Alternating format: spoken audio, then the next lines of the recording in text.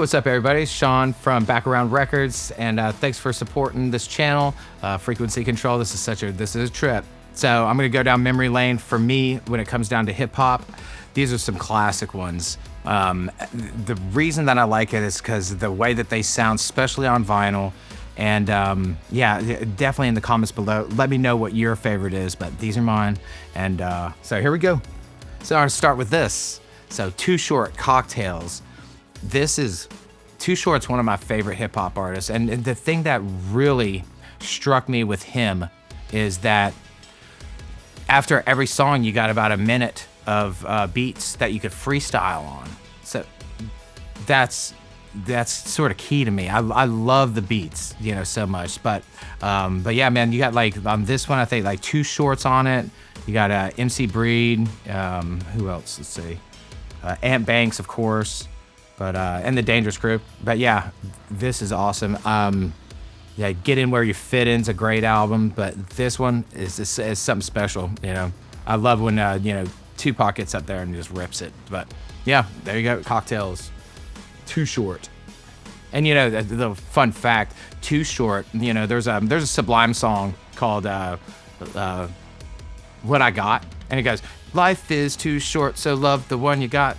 They can't. They had to blank out the word Too Short because Too Short bought the rights to using Too Short. Life is too short. You can't say life is too short because he bought it. Same like you can't say OJ, you know, on a movie because OJ Simpson owns the word OJ. It's weird. Oh man, this one, dude. This takes me back to 2001. I'm gonna say. But man, I've never been so annihilated in my life. It was a full week in Myrtle Beach, and this is one of the the go-tos that this is the one we played. And then there was DMX. This album, man, it's so, you know, his prayers to his voice, like he meant every part of this. It's so good, and it's positivity. But yeah, it's just there was nothing like this when I first heard it, and still to this day, man, DMX is just grandiose.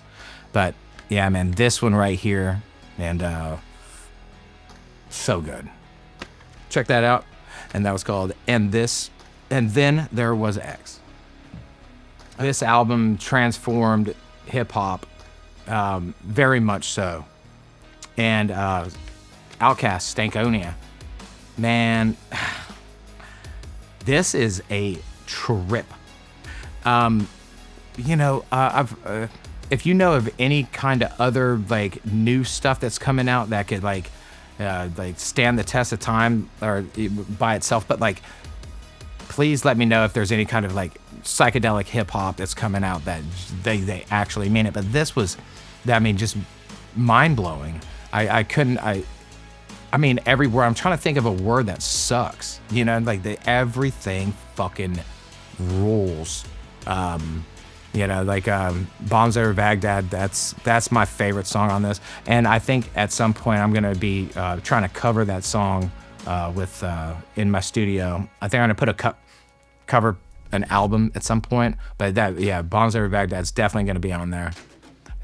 Masterpiece that this whole thing is, but you have to.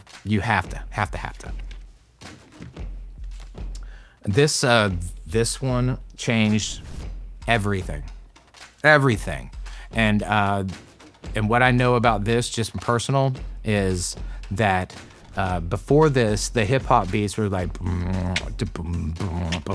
but now these hip hop beats were like orchestrated. So it might have repeated itself 4 times without the whole song. It was elongated. So The Chronic by Dr. Dre.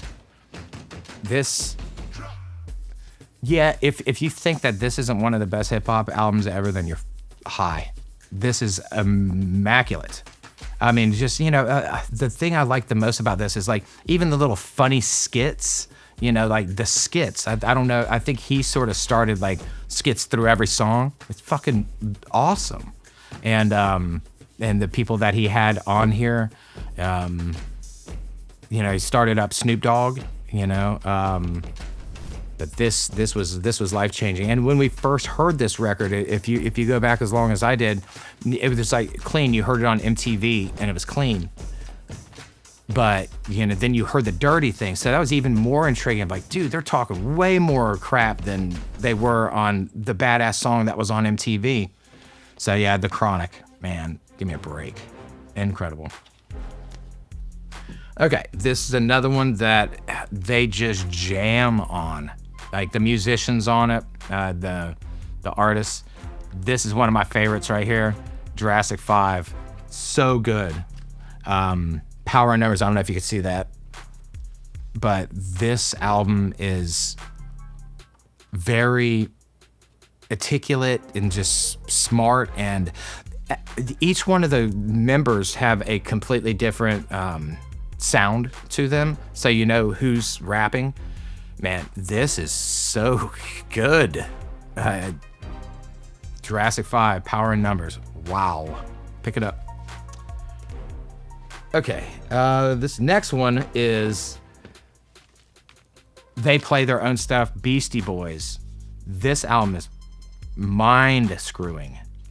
You know, one of the best songs I think is, you know, So What You Want. It was on MTV, but good Lord, the beat on that.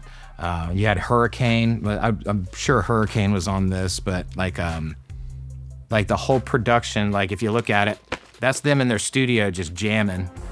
They're playing every instrument along with sampling the crazy stuff they were, man. So this is before Mixmaster Mike, but such a masterpiece. Check out Check Your Head, Beastie Boys. And then this one right here changed my life. And before I get to this last one, I have to throw two out there right now that I think are more, like, to me, more important than all these, but for some reason I can't find it in my house. So Run DMC, Raising Hell that was one of the most important, that's what's got me started listening to music in a way. That was very important. I remember when I was a kid, I wanted to have a radio station that played Aerosmith, Beastie Boys, and Run DMC. So like, yeah, Run DMC, Raising Hell, absolute masterpiece. And the other one I think is, oh no, I could almost claim it as my favorite of all time, and that's gonna be Death Certificate by Ice Cube. That is not only hilarious, but the writing on it. I think that is the best writing ever. You just see it all in your head. It's just a movie. So yeah, definitely pick those up. Here's the last one. NWA, Straight Outta Compton. This, man, this changed everything. It almost like got people to say, fuck it, you know, like, I'll say whatever I want. And it sure the fuck did, you know, like this changed everything. Yeah. So you have the old school beats. So I think this is 87. But they had one before that. I think it was like 85 or 86. But this one right here just cemented and created gangster rap. And from there wasn't a rapper. Even MC Hammer went gangster. I mean, Vanilla Ice went gangster. You know, that you had to. It was just, people loved the shit talking and the whole aspect of it was freedom, you know? And yeah, Straight Outta Compton. Give me a break. I know you're gonna listen to it now. So just go ahead and listen to it. And thank you so much for sticking around. And yeah, what we're doing here with frequency control is so fun. Definitely want to give out a shout out to Kadeem for doing all this stuff behind the camera. He's awesome. And for the sound guy, Shane Stever, he's great. So yeah, we're trying to do this in a way that's just gonna stand the test of time. So comment below, let us know what your favorite stuff is, and I will talk to you soon. Bye.